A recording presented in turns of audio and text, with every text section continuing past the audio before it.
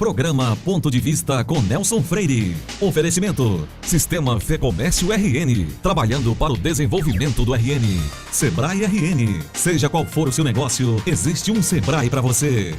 Consórcio Eldorado. Seu sonho sem juros. Ligue 4008-6868. Ester Bom. Surpreenda-se. Novos sabores, muitas delícias. Unifacex, a única universidade privada do RN com IGC 4. E Unicred, a maior cooperativa do Rio Grande do Norte.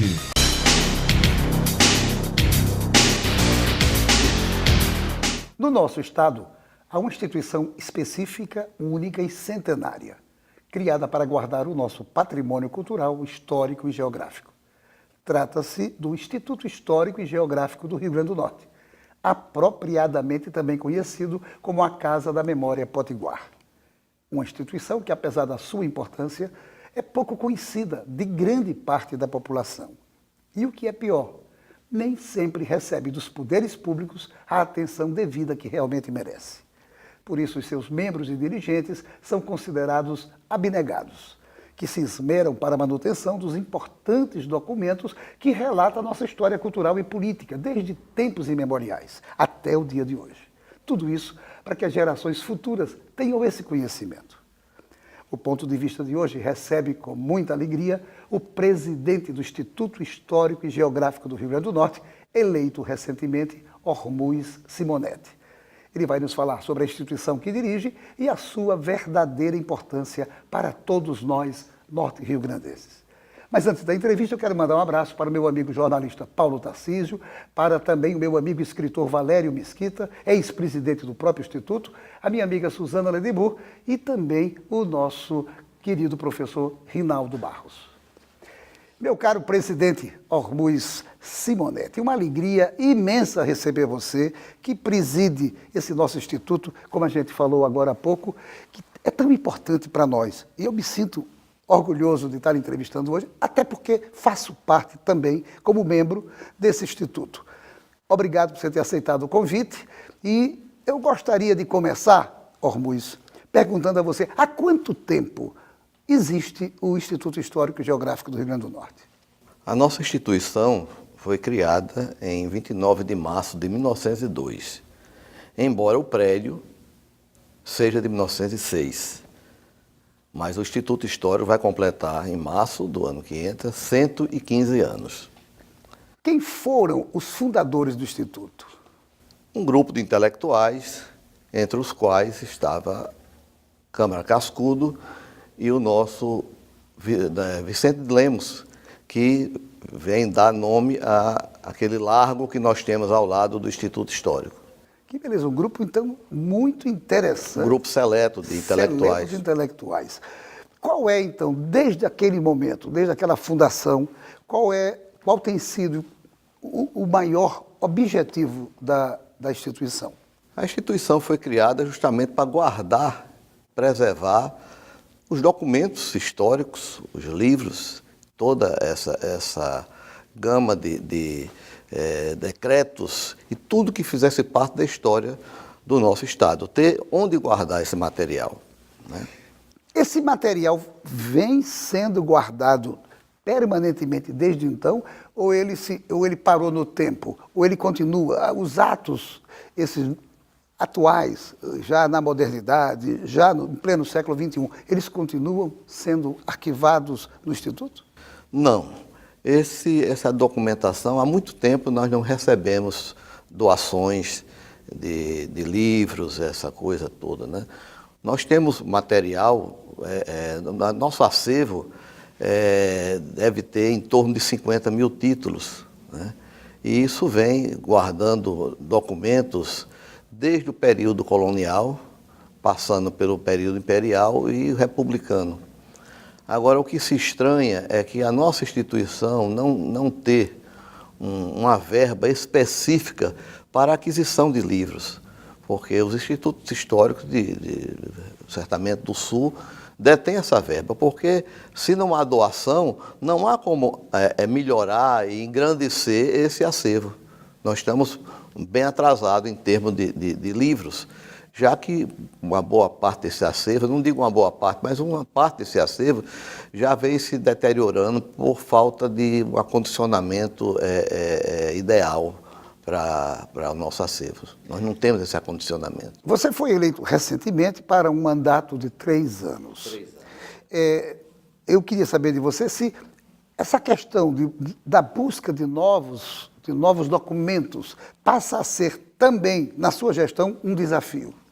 Sim, nós pensamos em tentar, junto aos governantes, que se aprove alguma verba específica para a instituição, porque nós não podemos depender de emendas parlamentares, porque nem sempre as emendas parlamentares se transformam em recursos, né?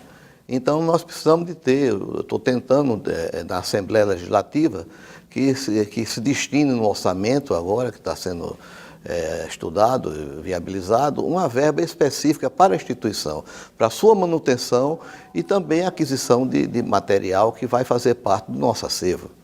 Além dessas ações que você falou agora, que outras ações fazem parte do seu planejamento ao longo desses 3 anos? Olha, o nosso planejamento passa, primeiro, o armazenamento do nosso acervo. Mas quando nós fomos para isso, adquirimos estantes deslizantes modernas, né? O técnico foi lá no Instituto, verificou nossos livros, mediu, inclusive, para que essas estantes chegassem dimensionadas para cada tipo de livro. Nós temos jornais que são muito grandes, livros grandes, então teria que ter um espaço determinado para esses livros, né? Mas quando nós começamos a trabalhar na área do acervo, houve, infelizmente, um embargo do IPHAN e nós estamos parados ainda com um processo em demanda judicial. Um detalhe, o Instituto já está utilizando-se da modernidade, da informática, de computadores, onde vários desses textos, os possíveis pelo menos, possam estar ali à disponibilidade através de computadores? Não, porque eu não tinha condição de fazer da maneira que nós encontramos o nosso acervo. Para isso, nós compramos essas estantes deslizantes, adquirimos através da Secretaria de Educação e Cultura, e tínhamos um convênio com a Assembleia para a digitalização desse material, né? Então, esse material seria digitalizado, porque primeiro tem que armazenar, limpar e fazer uma catalogação e posteriormente a digitalização, que esse material todo, a nossa intenção era colocar no site para que as pessoas tivessem acesso sem precisar de manusear os livros, né? Nós temos agora, estamos prestes a assinar um convênio com o Tribunal de Justiça, na pessoa do desembargador Cláudio Santos, que nós pedimos uma verba no valor de R$100 mil. Essa verba vai contemplar um scanner moderno, um scanner alemão, que vai custar em torno de R$80 mil, e os 20 mil seria para a contratação de pessoal para começar esse processo de digitalização. Porque, por exemplo, nós temos as Seis Marias, que é o primeiro documento jurídico do nosso Estado. Essas Seis Marias estão em precária conservação, precisando urgentemente tanto da recuperação quanto da digitalização desse material, antes que se perca. Que essa atitude já deveria ter sido tomada há pelo menos 15 anos atrás. Mas não foi tomada, e as Seis Marias, que é esse documento importantíssimo, era a data de terras que aqui do Rio Grande do Norte, está lá numa situação muito, muito deplorável. Muito deplorável. Antes de você, nós tivemos Jurandir Navarro, que assumiu após a morte de Enélio Petrovich, e em seguida Valério Mesquita, a quem você sucedeu imediatamente para o mandato de 3 anos. Contudo, Enélio foi presidente do Instituto durante muitas décadas. A pergunta que eu queria lhe fazer, você vai querer manter essa tradição de muita demora na presidência ou os tempos são outros? Não. Esse mandato longevo não leva a muita coisa. Pelo contrário.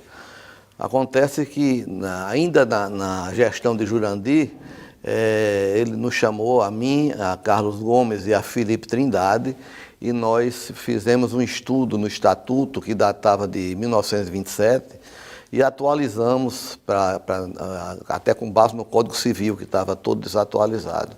E estabelecemos um mandato de 3 anos, renovável somente por mais um período, igual período, né?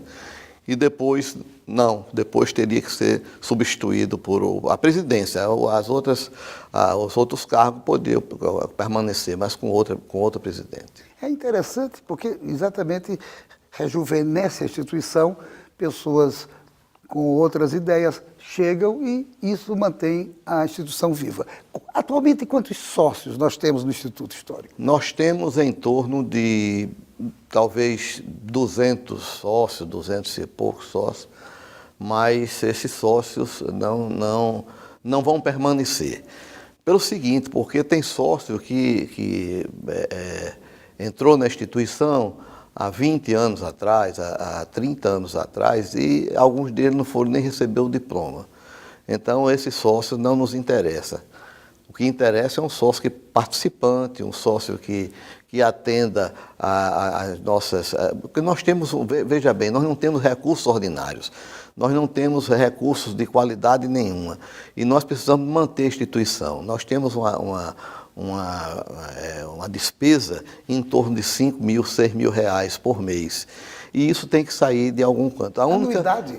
Mas a anuidade, nós temos 70% de inadimplência, né? E a nossa anuidade é de apenas R$ 200 por ano. R$ 200 é o que se paga num jantar, viu? Então, as pessoas não estão colaborando com isso, porque eu acho que fazem questão de entrar na instituição, mas não chegam a colaborar, a contribuir, não só a parte financeira, mas com artigos, mas com a presença, com incentivo, trazendo ideias, né?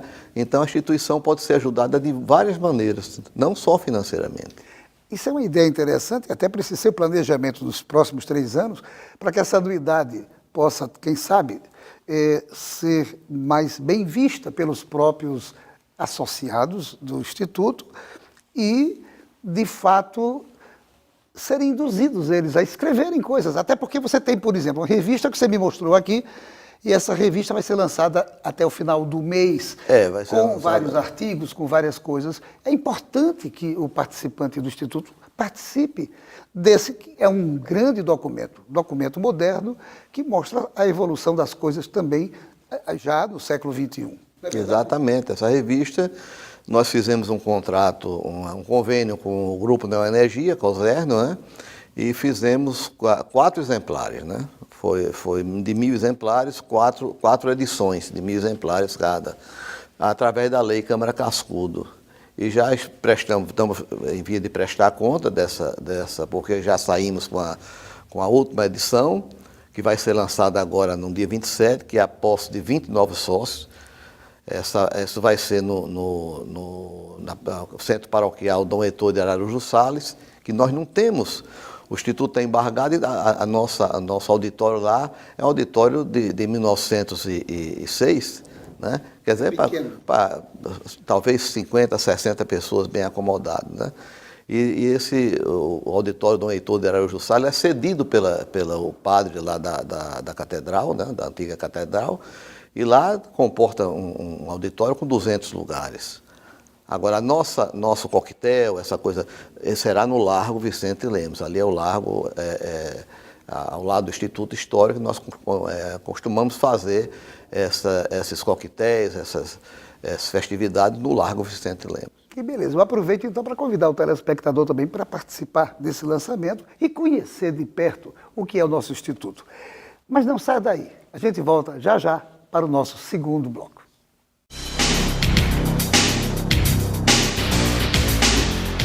Em 70 anos, o mundo não parou de mudar e o Senac também não.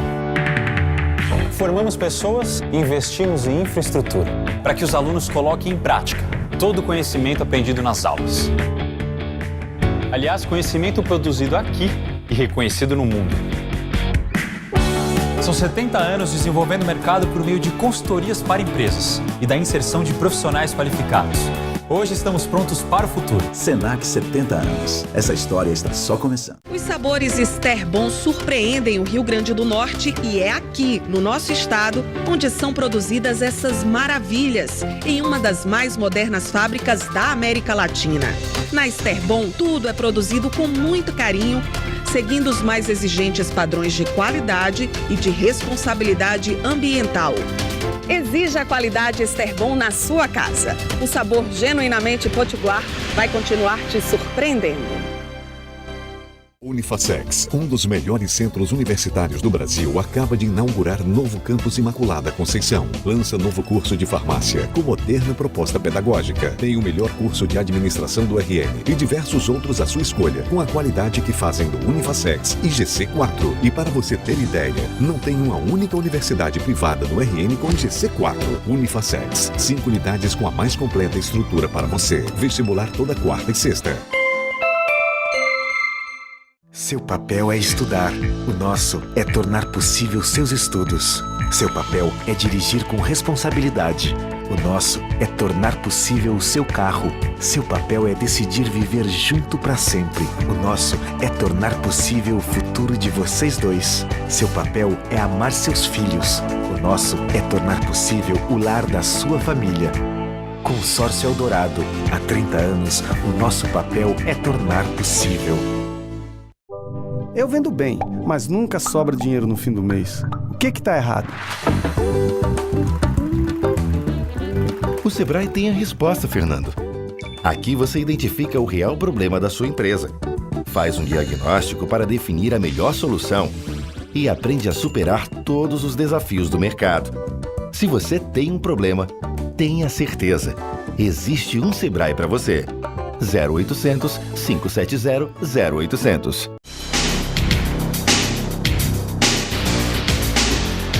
Que a Unicred Natal é a maior cooperativa do estado, você já sabe. Saiba também que ela é uma das que mais evoluem no norte e nordeste do Brasil, consolidando-se como exemplo de gestão, segurança e rentabilidade. Não é à toa que ela tem mais de 90% de aprovação dos seus cooperados. Conheça a Unicred Natal e tire suas próprias conclusões.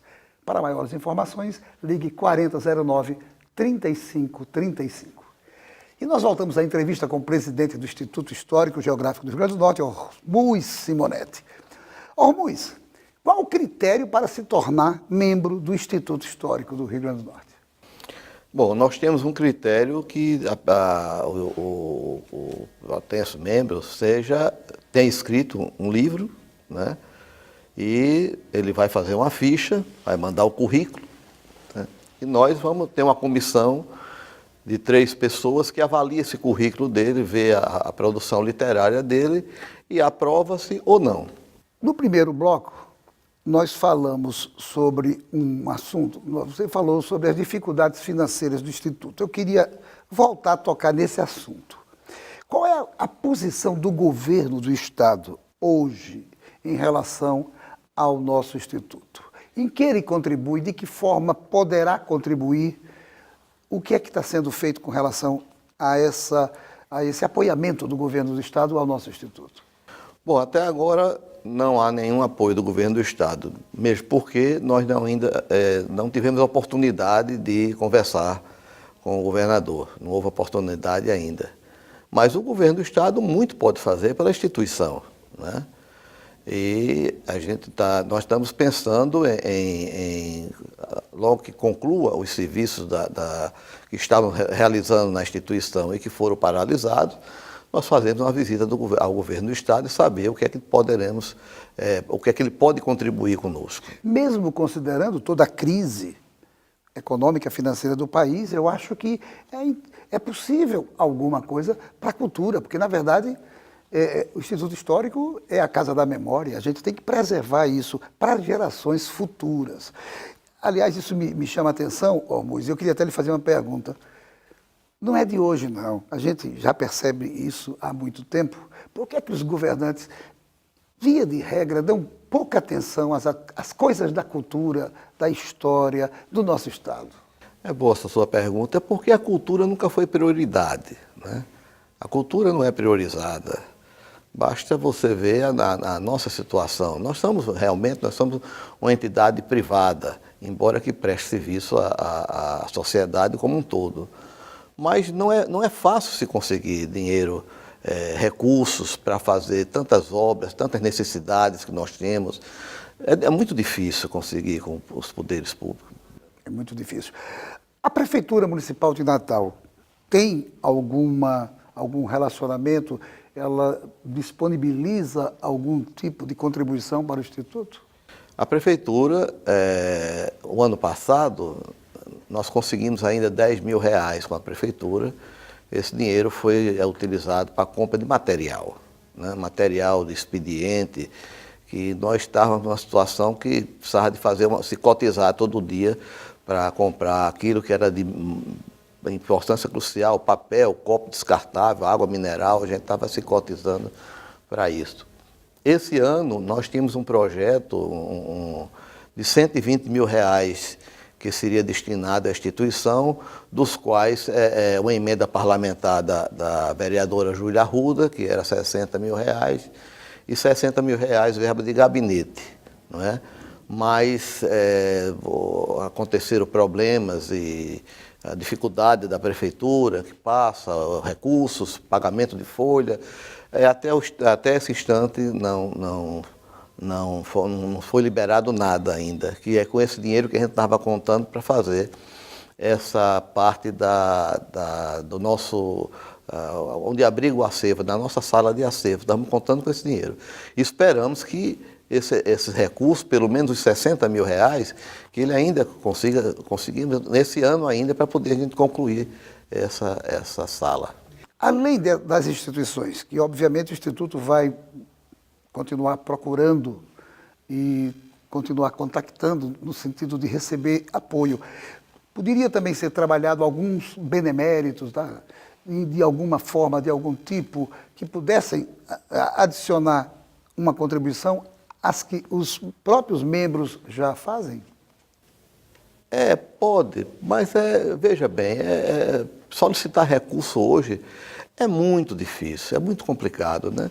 Tem algumas pessoas que a gente, vez por outra, vai e solicita algum recurso para completar uma folha de pagamento, mas você solicita uma vez, não tem coragem mais de solicitar a segunda vez, né? Então são poucos recursos que a gente tem e fica numa situação bastante difícil, muito difícil. É realmente um grande desafio, principalmente presidir uma entidade que tem tantas dificuldades, mas eu tenho certeza que é aquela velha história, água mole em pedra dura, tanto bate até que fura, e tudo em nome da preservação do patrimônio nosso, que é maravilhoso. Eu sei que lá no nosso instituto, ali nós temos aquela coluna capitolina que remonta à época da guerra, do século passado, ali mostrando a importância, um presente que foi o governo italiano deu para nós, não é isso? Exatamente. Além disso, tem outras peças importantes. Eu acredito até que há a réplica do Marco de Touros. O Marco de Touros, nós temos lá um pelourinho, né, que guardamos lá. Temos lá a pia batismal, a primeira pia batismal. Nós temos as vestes do Padre João Maria. Nós temos um pequeno museu de numismática, muitas moedas e tal, né? Mas isso tudo está fechado, está impedido das pessoas visitarem por conta desse embargo sem sentido do IPHAN, que transformou a nossa instituição numa instituição que não pode ser aberta ao público. Quer dizer, o mal que essa instituição está nos causando é enorme, porque está causando mal à sociedade, aos pesquisadores, aos alunos das escolas que normalmente estariam lá visitando, tá? E tudo isso está fechado, está causando uma certa descrença da instituição. Como a instituição pode funcionar se as pessoas não podem adentrar? Eu queria que você, inclusive, para o nosso telespectador principalmente, o que aconteceu? Desde quando aconteceu? Por que aconteceu? E o pé que está esse litígio? O problema do IPHAN é o seguinte, é que nós tínhamos a autorização para, nessa sala, que guardava o nosso acervo, nós mudarmos o piso, fazer uma compactação mecânica, né? E colocar um piso de cimento queimado, essa coisa, para poder abrigar essas estantes. Essas estantes são estantes muito pesadas. Nós temos um acervo de 50 mil títulos. Quer dizer, todo esse material vai para essas estantes e tinha que ter, como elas correm sob trilho, elas teriam esse piso ser totalmente nivelado e ser de concreto armado, né? Por conta do peso das estantes. Como, né, nessa área havia sido um porão, então precisava da compactabilização desse solo, né, para poder armar essa parte por cima, a parte de concreto. E nós, quando tiramos as estantes, verificamos que havia uma mancha d'água, e a exemplo do que tinha acontecido no outro salão, que nós descobrimos que era um cano de água pluvial que estava jogando a água, ao invés da calçada, estava jogando essa água para debaixo do solo, para debaixo do piso, no caso. Nós fizemos uma escavação, coisa insignificante, de 60 centímetros, por aí, né, para poder localizar, saber de onde vinha essa água. E foi nessa escavação que alguém, não sei, disse à superintendente, ter sido uma denúncia anônima, mas... Então, o pessoal foi lá, embargou a obra e nós estamos nessa disputa, porque depois de muito tempo da obra embargada, e ela dizia que ser um embargo por pouco tempo, que queria ser resolvido administrativamente, ela faltou com a verdade, porque na hora que houve o embargo, ela nos denunciou ao Ministério Público Federal, ao Ministério Público Estadual e à Fundação José Augusto, né? E, em determinado momento, nós recebemos uma intimação da Federal para o Ministério Público Federal para nos explicar. Fizemos as explicações todas e entramos na justiça depois de muito tempo. O embargo não... Há quanto tempo está acontecendo esse embargo? Esse embargo vem da minha posse. Eu tomei posse no dia 29 de março. No dia 30 eles estavam lá para embargar. Ô Luiz, eu tenho outras perguntas, mas eu vou ter que fazer a última agora para você por conta do tempo. Há perspectivas de em quanto tempo o Instituto voltar a funcionar na sede original? Olha, a nossa expectativa é que antes do fim do ano esse imbróglio esteja resolvido, né? Mesmo porque essa senhora, ela está dimensionada, né? Por conta de que o próximo superintendente do IPHAN é o doutor Armando Holanda, que por coincidência é da nossa instituição. Ele foi convidado pelo deputado Jacome e aceitou o convite, mesmo no próprio sacrifício, porque o doutor Armando é conhecido como uma das bancas mais frequentadas, a banca da advocacia mais frequentada do Estado, né? Então, o que é que acontece? O doutor Armando, ele abraçou essa causa em nome do Instituto Histórico e em nome da Fortaleza dos Reis Magos, porque irresponsavelmente essa fortaleza, eles escavaram a fortaleza toda, deixaram as pedras sobre pedra, como se diz, e está lá, a fortaleza passou muito tempo fechada. Primeiro tomaram da Fundação José Augusto, quem administrava a fortaleza. Eles tomaram para si e fizeram essa insensatez de escavar o forte todo. Ficou numa situação tão delicada que o próprio forte, antigamente tinha uma bilheteria, mas não puderam mais cobrar. A bilheteria agora está aberta, as pessoas visitam o forte, a fortaleza, pisam em áreas que foram tiradas a tal tijoleira, que eles tiraram de lá, a centenária, as pedras estão arrumadas e mal arrumadas em qualquer local. Ó, Luiz, eu só tenho que lhe agradecer por você ter participado do programa, mostrando para o nosso telespectador exatamente o que é o Instituto Histórico, como funciona, e mostrando, inclusive, as carências do próprio Instituto. Importante a sua presença. Eu lhe agradeço imensamente por você ter estado conosco hoje aqui no Ponto de Vista. E a você, meu amigo, minha amiga, obrigado pela audiência. E eu queria dar só uma informação. Em virtude do horário de verão que começou na semana passada, excepcionalmente neste domingo, faremos a apresentação da reprise do último programa com a empresária Cleide Batista. Daqui a pouco, às 11h30. Programa Ponto de Vista com Nelson Freire. Oferecimento: Sistema Fecomércio RN. Trabalhando para o desenvolvimento do RN. Sebrae RN. Seja qual for o seu negócio, existe um Sebrae para você. Consórcio Eldorado, seu sonho sem juros. Ligue 4008-6868. Esterbom, surpreenda-se. Novos sabores, muitas delícias. Unifacex, a única universidade privada do RN com IGC 4. E Unicred, a maior cooperativa do Rio Grande do Norte.